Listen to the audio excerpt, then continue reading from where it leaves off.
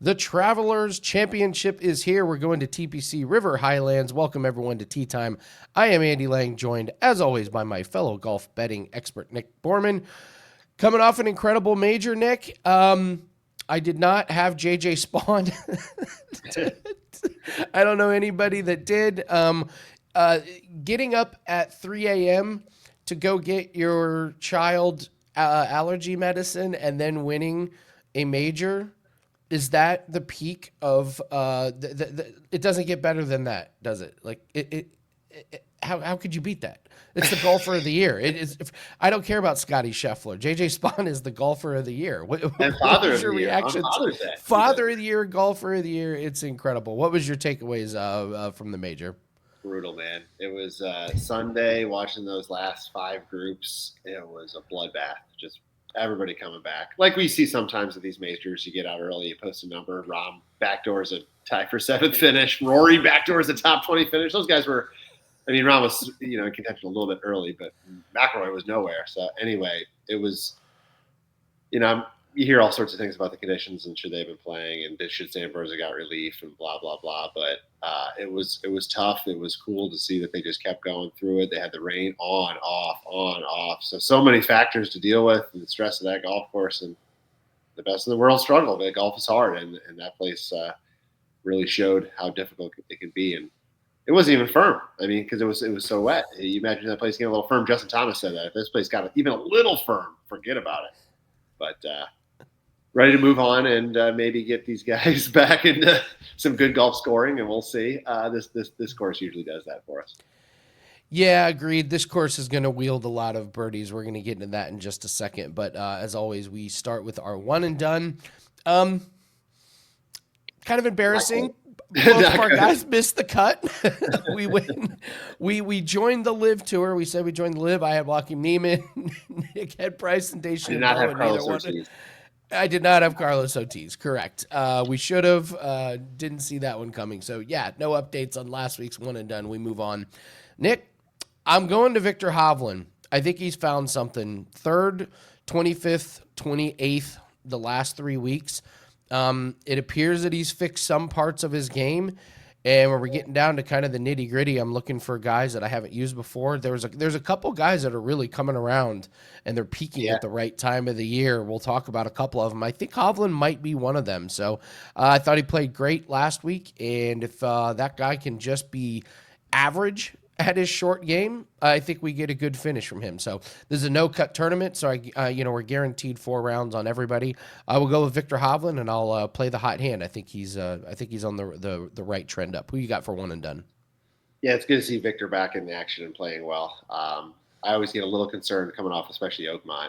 Anybody in true contention there? How much do they have left in the tank? But 63 of the 72 were in the field last week. Everybody got beat the hell up, so maybe it's not a huge deal. You said you're going to play the guy that's, right there on coming around. Well, I'm going to go with the guy that has come around and just hopefully he can sustain it. Ben Griffin. He's probably the only guy behind Scottie Scheffler in current form right now. 4 straight top 10s. He did play Oakmont, obviously another top 10, but he was off the week prior. So a little extra rest there, I guess, versus guys that are now playing 3 or 4 weeks in a row. But there's not much else to be said. His true form is great. The course history here is not good. He's only played twice, a cut and a 67th. But the way he is and where he's come from, what he's done in the last few years really doesn't matter. It's all about who he is now. So I love the way he's playing. I love how good he's getting strokes across all 5 categories. He's putting ridiculously well. Tee game is solid. Approach game is solid. There's no weakness right now. Around the green is solid. So I'm going to hope it continues. 1 week, he'll all of a sudden miss the cut, and then they'll level the odds in the playing field on him. But I'm going to ride him one more time. I think Ben Griffin's going to have another solid week. All right, Ben Griffin and Viktor Hovland, your one and dones. Let's take a look at the course here. TPC River Highlands. This is going to play as a par 70. Not very long, 6,840 yards. Kind of narrow. There are a lot of trees. There's only a couple holes where water is going to be in play. Greens are a little bit small, and honestly, Nick, this just comes down to a hot putter. I think this isn't a course.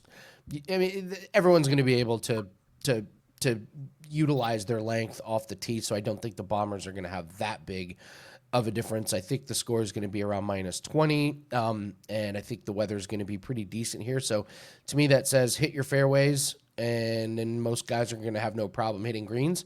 Then it comes down to who's putting good, and sometimes we can see some surprises when it comes down to just getting a hot putter, but the cream rises to the top. I mean, look at last year. Scheffler wins this one. Tom Kim, Sung J M, Tom Hoagie, Tony Finau, Batia, Justin Thomas, Cantlay, Cameron Young, Brian Harmon. Those are your guys that were inside the top 10. Shane Lowry was there as well. So I don't think it's that demanding of a course. I think this is going to be a nice little break for the guys as opposed to getting their asses kicked last week on a completely difficult course. So not much to it. It's a beautiful course. There's a couple of really, really cool holes in there. So what's your take on TPC River Highlands? Complete light switch flip from last week for sure for these guys. We do have course history to look at, so you can start there. You can go back the last 6, 7, 8 years, what everything's relative. 42nd time it's being played here, so that's nice. I mentioned already 63 of the 72 in the field this week played at Oakmont. Is there a benefit to those that missed the cut maybe and just did not have to grind through that weekend? I tend to think so.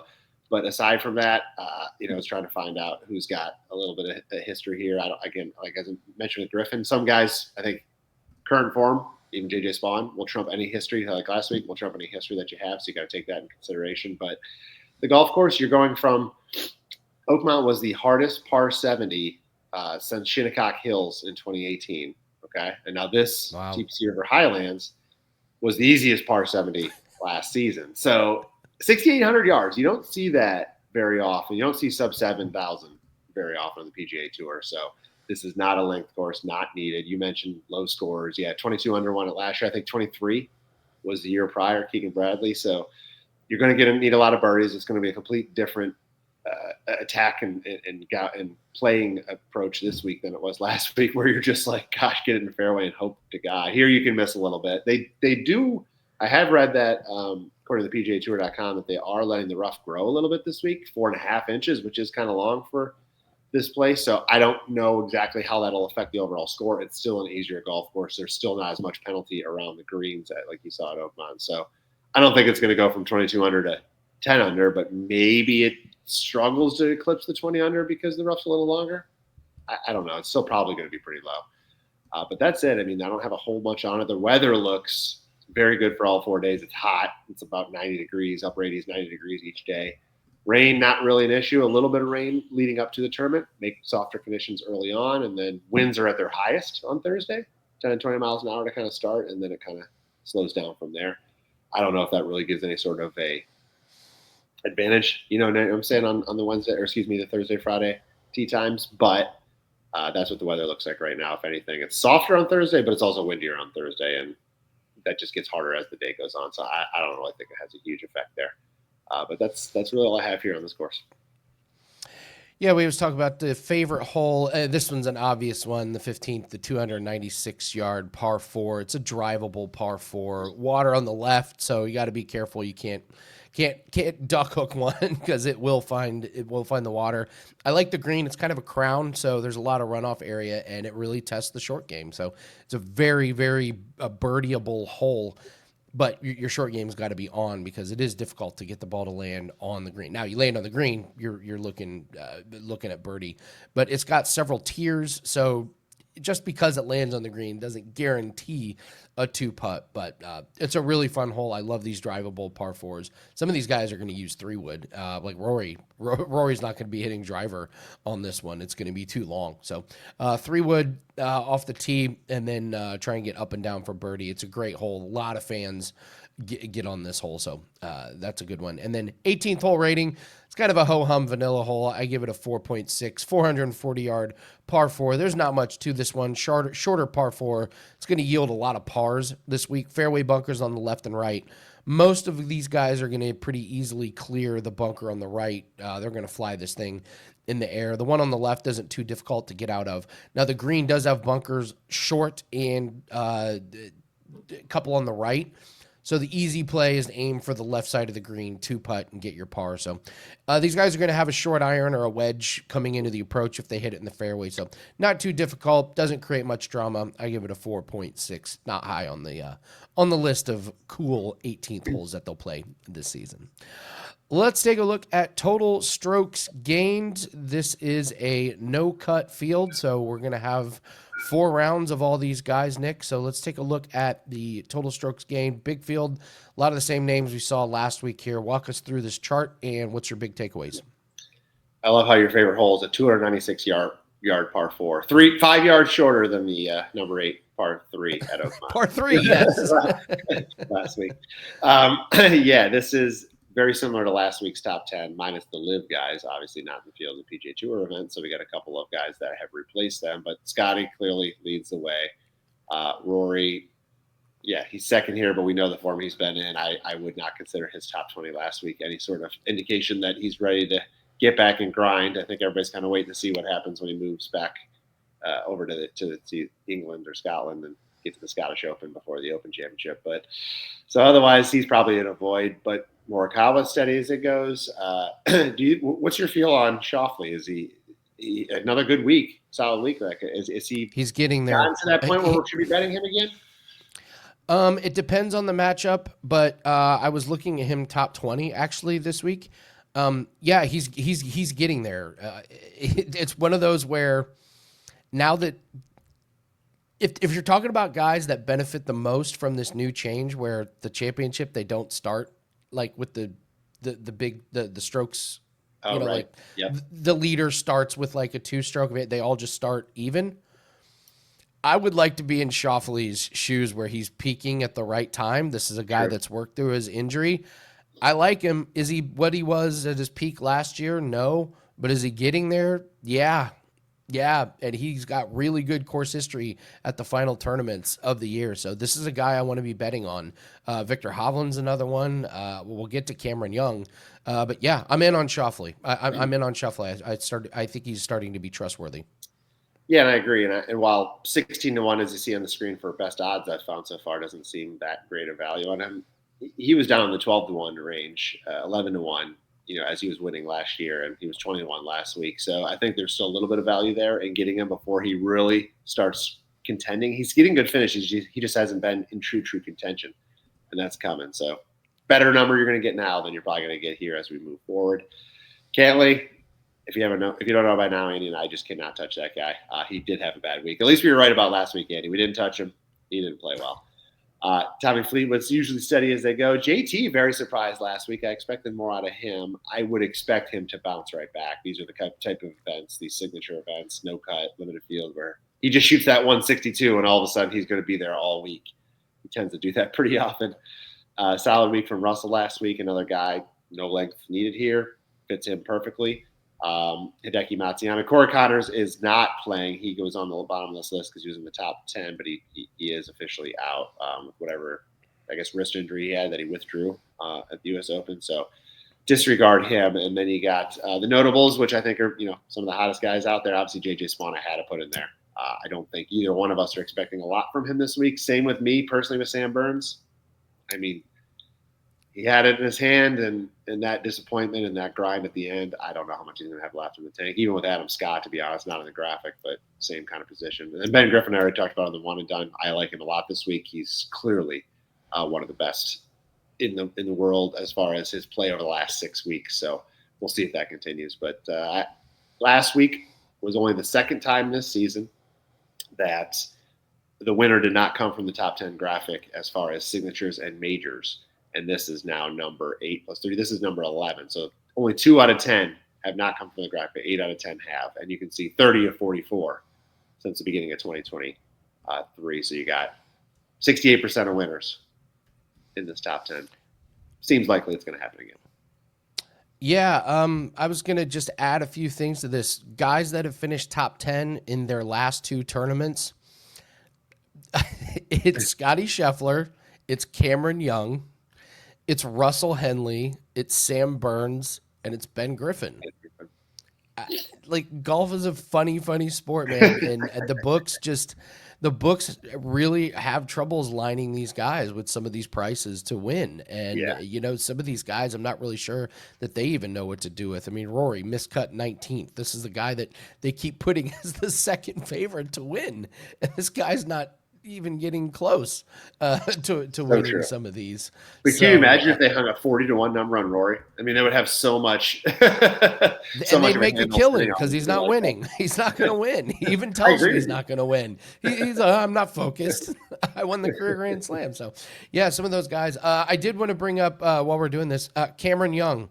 Yeah. I almost picked him in the one and done.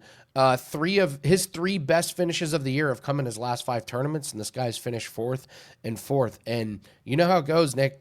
These guys go in good funks and bad funks, and Cameron Young is all of a sudden he's showing what his peak is. Do we keep riding him? Plus 130 to finish top 20. What do you think about Cameron Young? I was riding the heck out of him in 2022 when he was finishing runner-up at basically every major, kind of when he kind of burst onto the scene. The win was coming.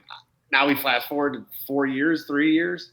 It's still not there. I mean, gosh, at least now we're finally seeing, because you're right, the last basically 12 months has been pretty rough for him. So seeing this flashback, it's there. He's contended so much he's eventually going to win. So I would ride the hot hands. He finished tied for 4th last week. I guess he did work his way into the back 9 of contention. He was within a shot. I don't know if he was ever tied for the lead or not on that back 9, but will he have any hangover type of effect? I don't know. But he's. I don't think it's anything that's going to linger with him. Only because it's more like, hey, I'm playing very, very well right now. Let's continue to ride that, and I think that mindset will overpower any tiredness he may have. Top 10 finish year last year too. Worth noting. Yeah. I think some of these guys, that's where the value is this week. I saw on DraftKings, Scottie Scheffler is minus 300 over Morikawa, and on the non-legals, minus 275 against Rory. And guess what? I would play that. I would 100% play that or use it as a parlay piece. So. Yeah. All right, let's move on to players that can trip you up. These are players that I think people are going to play, and I'm here to tell you, just be careful with this one. I'm going back to Patrick Cantlay. Strong course history here, back-to-back really good finishes, but man, his current form, Nick, is just bad. He's missed the cut last week. He ranks outside the top 30 in total strokes gained in the last month. His driving accuracy has been off. Around the green play is not very good, and that's 2 key areas that you're going to need to have really, really good success on, because this is going to be a birdie fest. You're going to have to be around the minus 20 mark to compete for a win, and Patrick Cantlay is just not a guy that I'm going to trust despite his course history here. Going right back to Rory McIlroy, how that guy snuck in a top 20 finish is beyond belief. He was awful. He was truly bad. Salvaged the 19th place finish, but he was like on the cut line for the first 2 rounds. Openly, what is this thing with not talking to the media, and then you shoot minus 3 when you go out in the morning on the last day and nobody's paying attention, and now you do a little interview with the media? Like, give me a break. He even says, I'm not that focused after winning the career Grand Slam. By the way, what he and Lowry did you happen to be watching those feature groups, Nick? Did you see him and Lowry on Friday? Rory's out there destroying tee boxes with his driver when he hit Wayward's drive. Lowry's just cussing at the course. Lowry picks up his ball without marking it. Like, it looked like you and me drinking a case of beer on the course. What was going on with those guys? It's just not a guy that I can trust right now. So Rory is a complete stay away from me. Again, if I get any type of decent matchup, I'm fading him. So, and then we're going to Colin Morikawa. His ball striking is great. This man put on the worst putting performance you have ever seen in your life. And I know this because I had Colin Morikawa against Rory McIlroy, and somehow he lost by 1. This guy 3-putted from 4 feet away, missed multiple short putts, and this is a course where you have to putt good. He's minus 0.46 strokes putting over the last 30 days, Nick. That is insanely bad, and you just cannot contend here if you're not putting the ball well. It's been his Achilles heel basically his entire career. If that guy can pull a Scottie Scheffler, and just get decent at putting. He doesn't have to be great at putt, just decent at putting. This guy's going to be contending at majors, but until he fixes it, it's just you can't trust that guy. So Patrick Cantlay, Rory McIlroy, and Colin Morikawa, those are three players that I think can trip you up. Let's move on to your favorite. Before we do that, Nick, tell everyone what you have up at wagertalk.com for clients.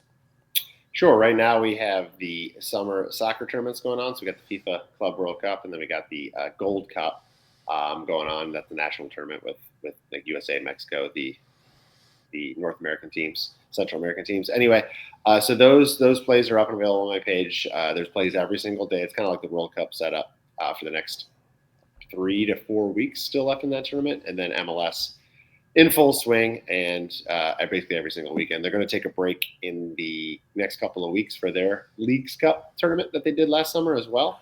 So there's a lot of good summer soccer tournaments. You can get those plays over at my page at Wager Talk. And, of course, this week's Golf Pack is up and available for this tournament as well. Andy. Yes. So, well, I'm assuming we're ready to go into my favorite. I don't know if you wanted to. Yeah, let's do your favorite. And normally I know what all these are. Normally I check all the message. I don't know what these are, so I'm really excited. What's your favorite for this week? Well, I asked you about them already. I think that was my cue to you to see. Well, let me see if Andy agrees with me or not. It's Xander. Yes, I like Xander this week. I mentioned the number. I think again, 16-1. You look at it by itself, maybe not the best, but if you look at it comparatively to where he was last year and where he could be if he starts really getting his results together, I think there's a little bit of value there. Probably in the 12-1 neighborhood is where I'd put him. If he plays another good week or two. So quietly finished tied for 12th last week at Oakmont. I would argue he did not have the stress of any of the top 10 players. He really wasn't in contention to win. He saved his best round for Sunday, and he kind of jumped up the leaderboard well ahead of the leaders. So I don't see any sort of like lingering hangover like I might expect to see from those top guys this week, even though he had a good finish.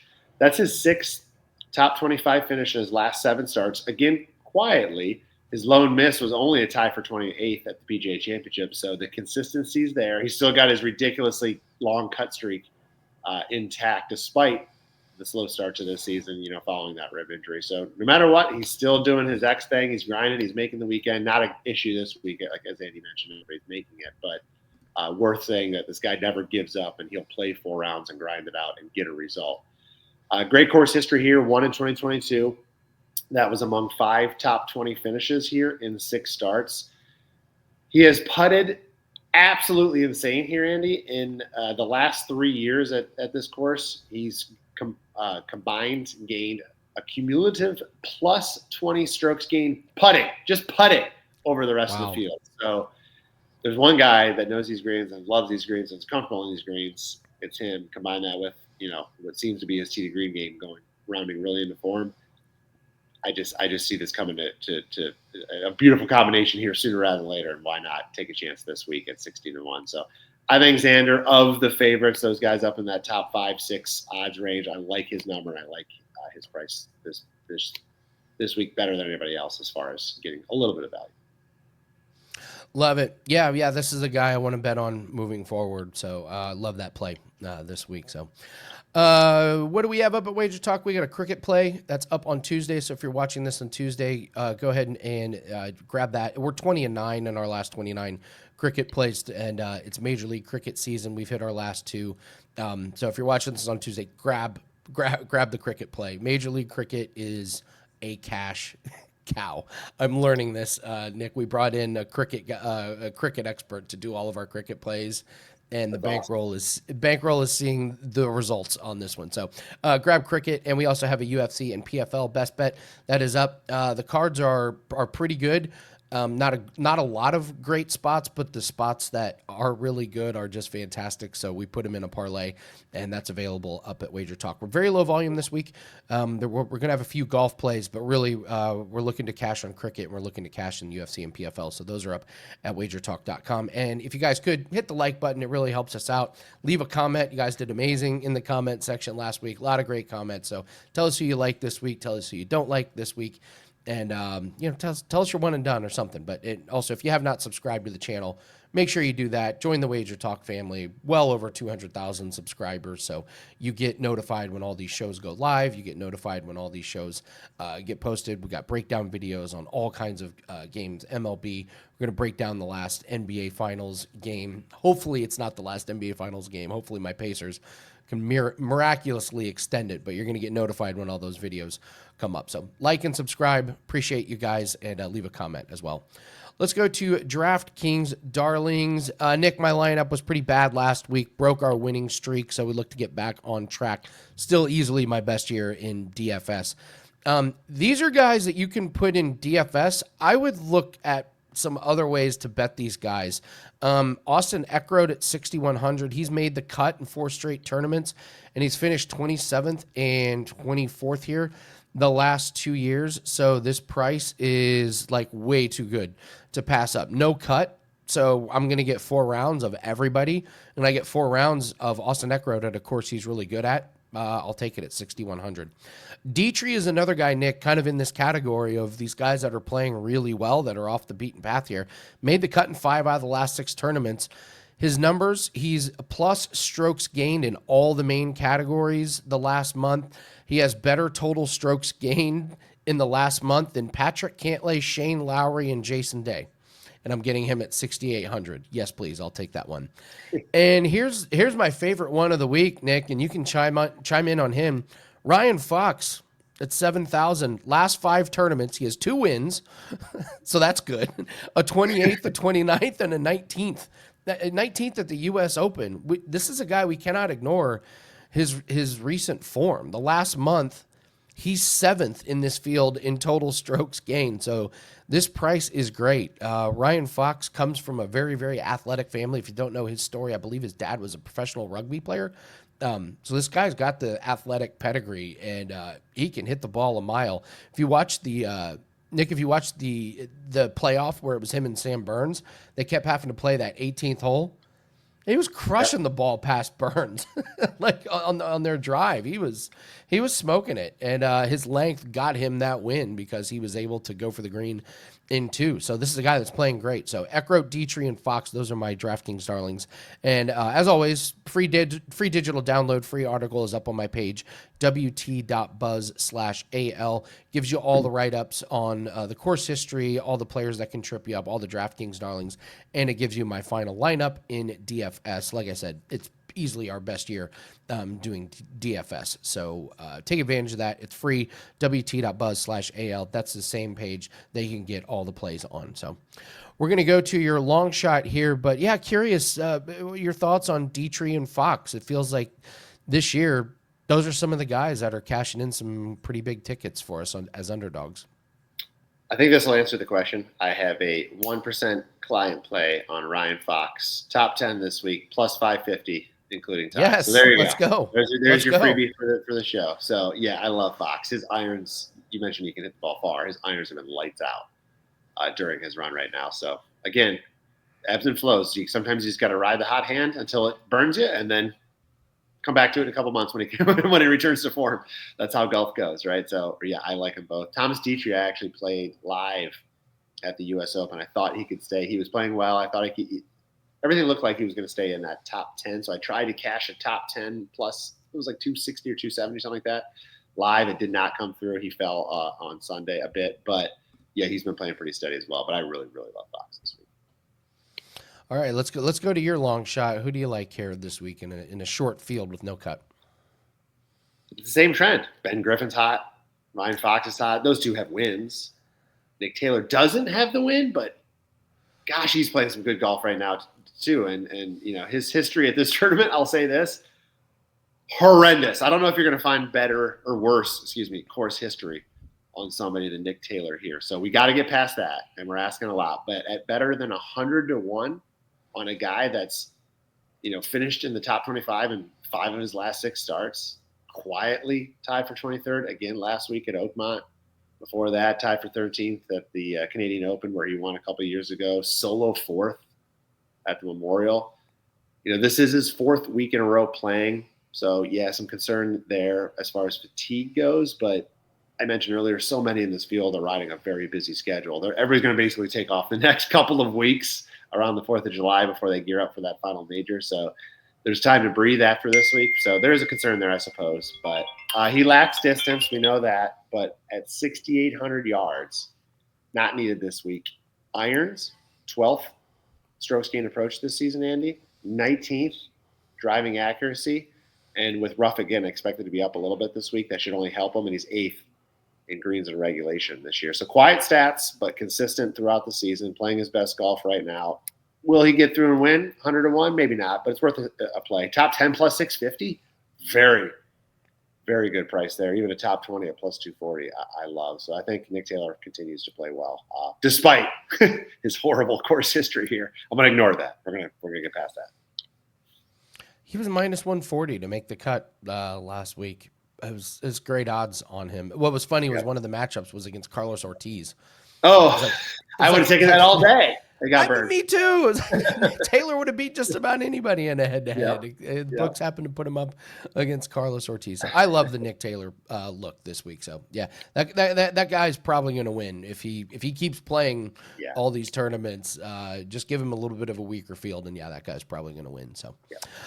All right, that's going to do it for us for this week's Travelers Championship. Again, hit the like button. Really helps us out. Make sure you're subscribed to the Wager Talk YouTube channel. You get notified on all of the videos that go live. It's a dog days of summer, but we're going to be here every single week going through golf. There's a lot of profits to be had, so appreciate everybody that watches the show each and every week. Thank you so much for joining us. Good luck on your bets. We'll be back next week, and take care.